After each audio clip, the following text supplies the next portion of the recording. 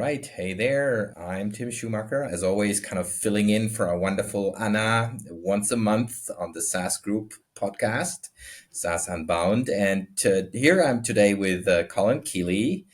And yeah, we're actually doing a little bit of a similar thing, Colin, if I'm not mistaken, in a little bit of different sizes, but we're looking for, we're both kind of operators turned holdco companies in SaaS. Colin, for the listeners who don't know you yet, what is your company, Verne, and what do you do? And yeah, fill us in, please. Yeah.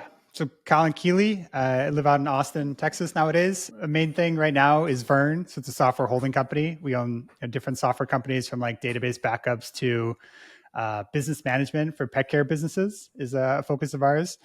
And then people know me for my, I call them operating manuals. So I do like kind of business breakdowns and other holding companies or other, business builders. And so that has gone pretty well. I also have a recruiting and staffing agency in Latin America called Jules. So Jules and Verne are the kind of the two main companies. But yeah, it's been great. I've seen your content, or at least like Pavel and other folks in your team's content for a while. So it's good to finally meet someone over there. Yeah, absolutely. Very good to meet. Yeah, it seems like, we've similar challenges running a holdco, recruiting. I'd love to pick your brain on Latin America, having traveled there last year extensively for a couple months. Really curious to hear your thoughts. And then also the operating manuals, I think, is super fascinating. Mark Leonard, you mentioned, we're a big fan of him, but just generally, like, how do you approach this topic? So yeah, let's dive right in. Let's talk quickly a little bit more about Verne. Like, what kind of companies are you looking for to acquire? What kind of size? What are other metrics you really care about? And when should a potential seller of a SaaS company contact you? Yeah, we've been evolving on this. So it started out pretty similar to Constellation. We were just looking at vertical market software. We started smaller, like 200K in ARR. Now we're trying to say a million plus in ARR. So like 1 to 5 is kind of our sweet spot. Ideally vertical market software, but we're flexible on that. So to date, we've only done bootstrap profitable companies. Those are easy. Over the last year or two, we spent a lot of time looking at these kind of venture orphans. So people that raise venture capital and either rocketing out of business or fell off that path and aren't going to be able to raise more, and offering a soft landing to them. So those are more complicated deals, but we spent a lot of time on them. Trying to make it a win-win for everyone.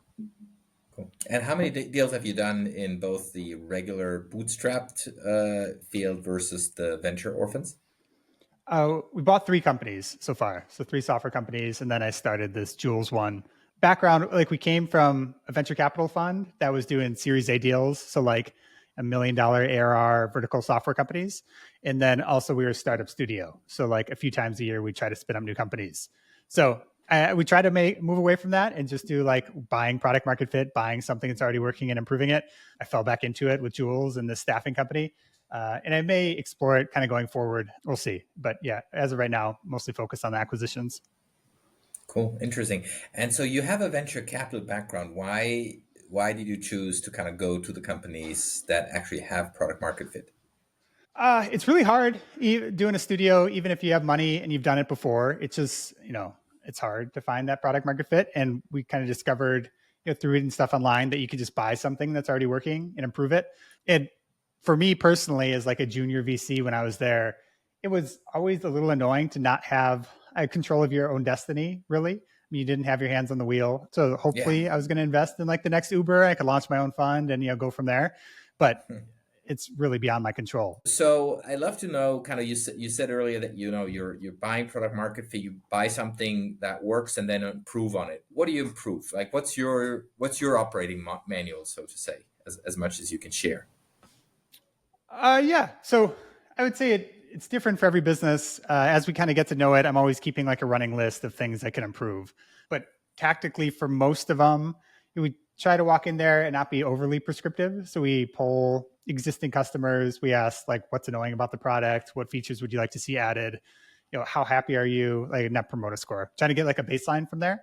Then we rank, stuff we want to add. I would say tactically, in the past, I ran like large Google ad campaigns. So I throw a bunch of targeted traffic at it, kind of see where the funnel breaks down. And realistically, you buy something and you wish you could say like, well, just throw sales and marketing at it. The reality is always like 6+ months of product improvements to get it in a position for growth.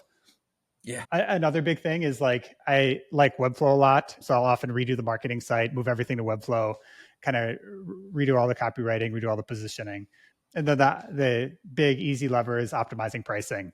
So adding more premium tiers with more features, often raising prices, that kind of thing. For Okay. some of them, And it goes all the way to like the point where you're rewriting, the apps completely as well. yeah, okay. And in the three deals that you've done so far, did it work?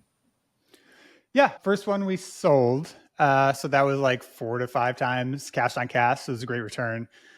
Second one, we're in the process of selling. It will be, a win, but not a huge win. Like I don't think we'll ever lose money on a deal. We never have. It was definitely a lot of lost time. It's just like it just took a lot more labor than we anticipated to get it to a position that we liked.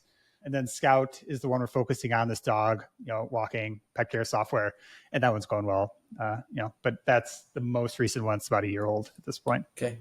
Okay. So your playbook is not to hold the companies forever, but to actually resell them a few years down the road. We had a lot. I would say our goal is to hold the best ones. So it's more of a buy and hold, but we're not religious about it. And so this was selling some of like the smaller ones that we didn't really want to focus on. But the goal going forward is, buy great companies and hold great companies for sure. Okay. Okay. Yeah, that makes sense. But so it means out of the three deals you've done so far, you've sold two, and one you're still holding. Yeah. The second sale is in process, Okay. but we'll close by the end of the year probably. Have you guys sold Good. And anything? Are then you the exclusively buy and hold? we are buy and hold, but we sold one business which we didn't get working. We didn't get growing. Majority of deals were very good, but that one didn't Mm-hmm. work out, and it became too small for us, and we actually sold it to someone who really cared about the product, who is continuing it further. That's been working well. But generally, yeah, we want to hold the businesses. Yeah, makes sense. Yeah, cool. So when you buy companies and then operate them, like how much you mentioned those operating manuals which you've written about on your website, like what are the things from the operating manuals of Mark and Andrew and Robert which you've written about and which impressed you the most, and which you're really kind of trying to also do it the same way? What are maybe three things for the operators among our listeners which really impressed you? Yeah. So this is, I kind of wandered into this. I didn't come from a private equity background. So it's like I'm mostly self taught. And this is building kind of my own mentors. So permissionless mentors.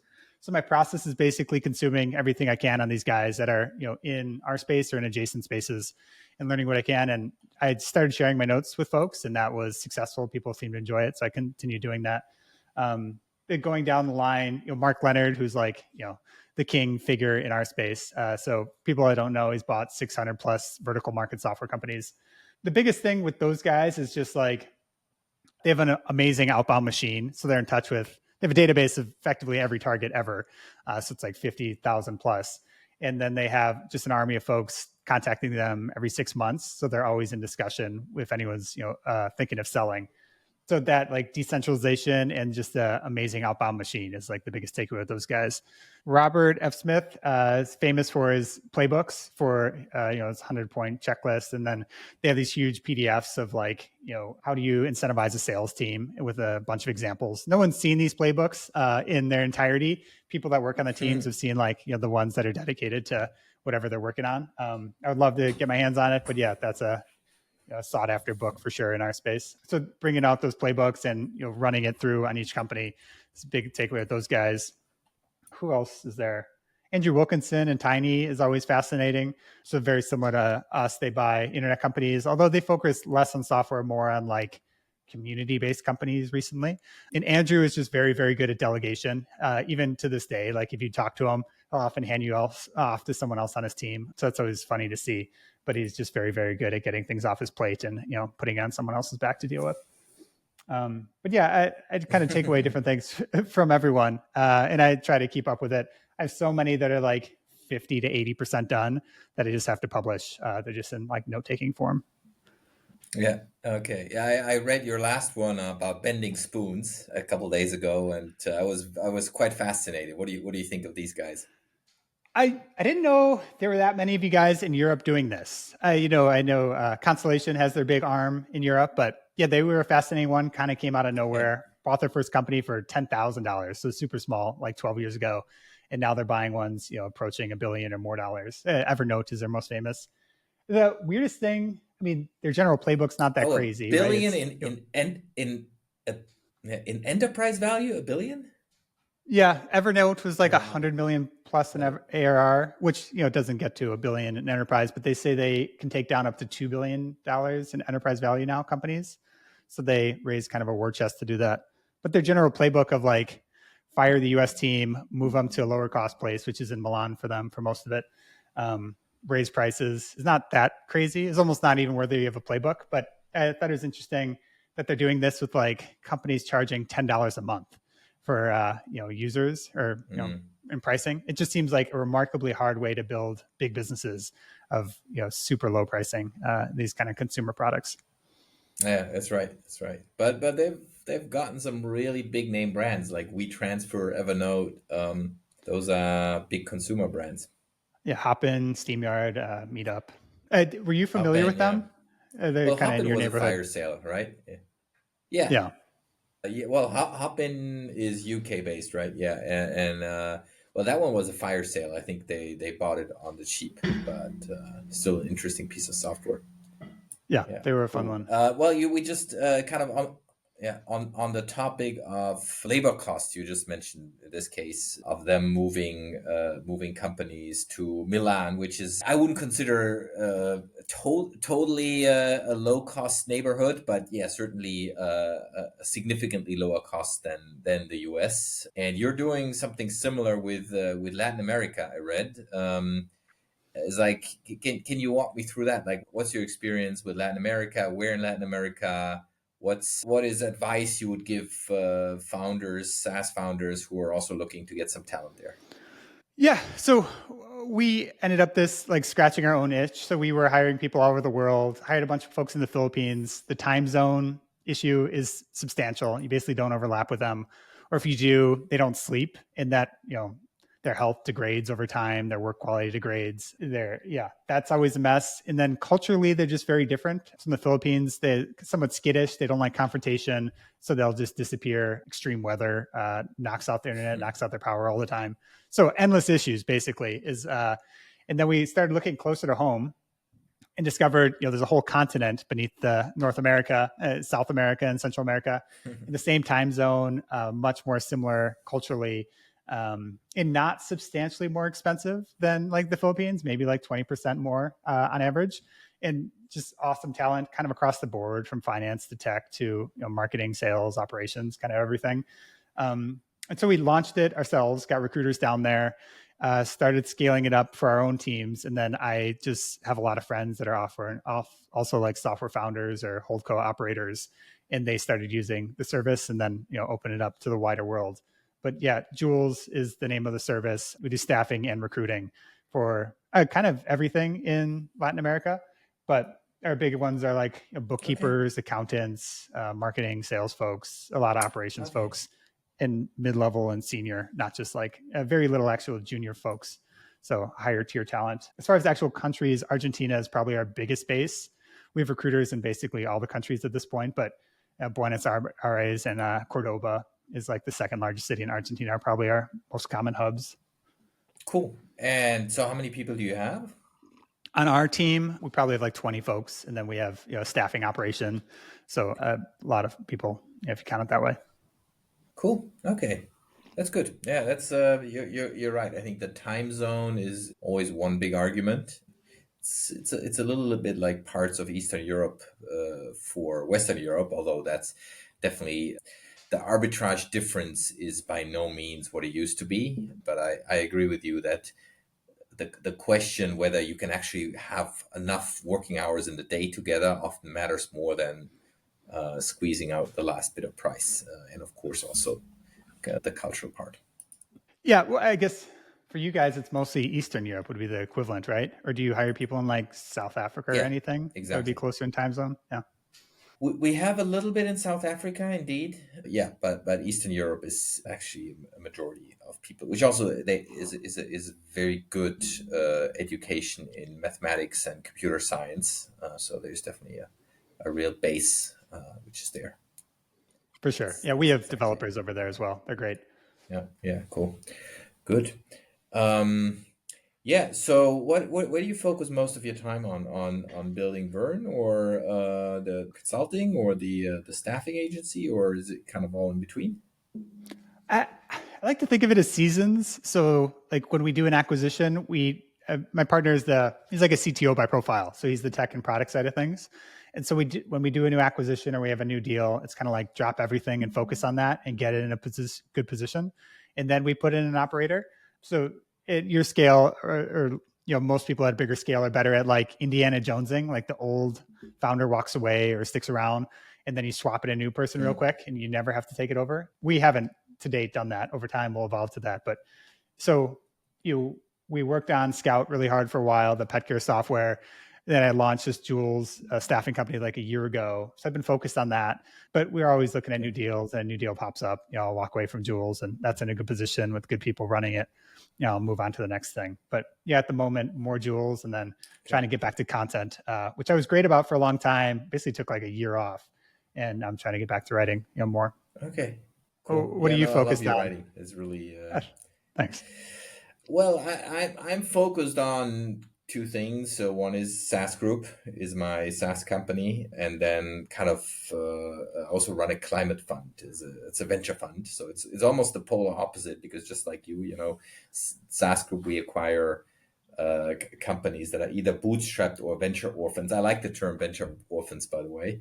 You coined it. I'm going to remember that one. So that's what we do with SaaS Group, and with World Fund, we're on the polar opposite. We're investing 300 million. So it's a decent sized fund. It's a 300 million euro fund, investing into climate tech. So into the next unicorns in driving decarbonization, and of course a lot of that is heavy tech, asset heavy. You can't bootstrap that, but very cutting edge stuff, deep tech stuff, and it's really kind of almost the polar opposite. But there, of course, I have a lot of people who are not software people like me, but they're physicists, chemists, biologists. So they do the hard stuff. Nice. Yeah, it's a fun variety. Yeah, yeah, yeah. Those are the two things. But yeah, let's wrap it up. I think what would be curious also, how can people reach you if they have a software company, 200K or more in ARR, which they want to sell? How can they reach you? Colin Keeley on Twitter is probably the easiest place to find me. My DMs are full Okay. of people trying to pitch me, outbound lead gen crap, but I'll sort through it and try to find your meaningful message in there.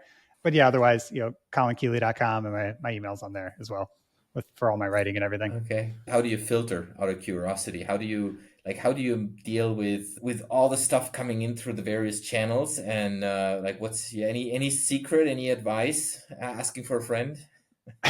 I'm hopeful Elon fixes it at some point and filters that down.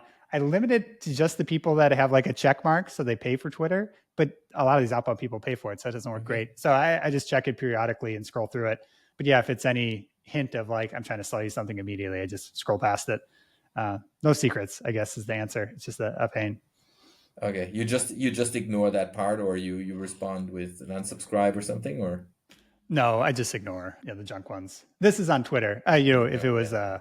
Okay. Gmail or something, you mark it as spam, which I don't know whether it makes a big difference or not, Yeah. but Okay. you try. I don't know. I mean, that's the hard thing these days, is where there's a lot more software helping people to write emails to the right prospects. I get like dozens of those emails, but the thing is, if you don't do anything, you get like a whole chain of follow-ups, which is also automatically sent, and so it's I really well, tough to deal yeah, with. for So Gmail, I mark it as spam. So assuming it's still coming from the same sender, it will yeah, not go to your inbox. It'll skip the inbox going forward. But yeah, it's annoying, and those are so okay, good that people are just constantly swapping new emails and still targeting you. yeah. But No, That's ripe for invention, because I mean there are emails and intros which we want to get. I mean, if you're in deal flow like you are, or like I am, you there are a lot of things you want to hear, and really kind of the question is how do you actually filter that, and that's tough. But yeah, if you ever invent something, ping me. I'd be curious. Yeah, I think that Cool. real answer is to get a like virtual assistant that goes through your email and does a first pass and like filters out stuff that's Yeah, worthwhile versus not. I yeah, think the answer is just a human, unfortunately. probably AI at some point. Cool. All right. Well, thank you very much. Pleasure talking. Oh, yeah, great to meet you.